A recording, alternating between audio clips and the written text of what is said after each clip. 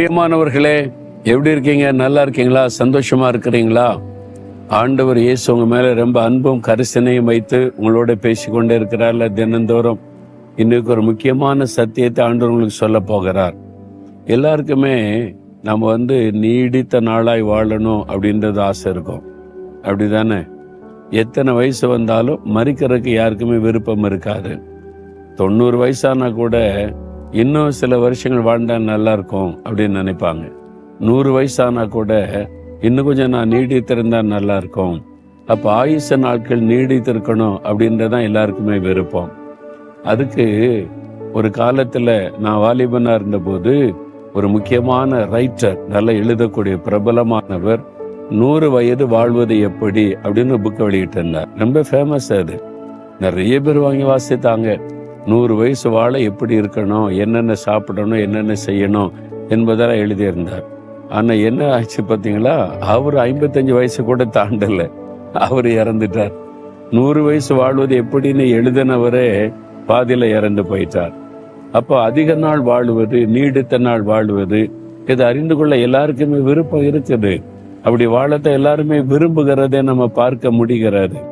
ஆனா வேத புஸ்தகத்துல அதுக்கு ஒரு வழி சொல்லப்பட்டிருக்கிறாரு. என்ன தெரியுமா? நீதிமொழிகள் 10ஆம் அதிகாரம் 27ஆம் வசனத்துல, கர்த்தருக்கு பயப்படுதல் ஆயுச நாட்களை பெருக பண்ணும்.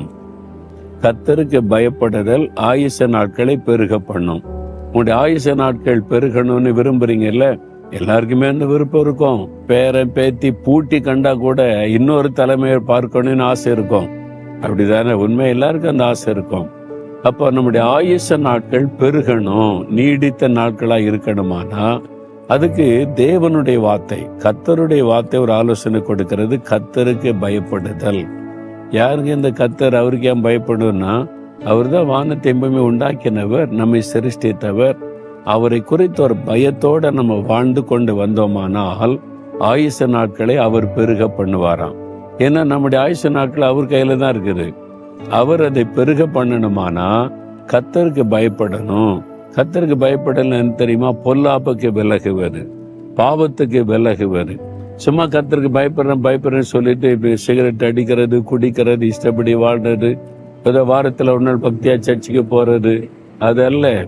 அனுதின வாழ்க்கையில ஒரு நீதியா, நேர்மையாய், பரிசுத்தமாய் வாழ ஒப்பு கொடுத்து வாழ்ந்தா உங்களுடைய ஆயுச நாட்கள் பெருகும் என்பதுதான் அதுக்கு அர்த்தம்.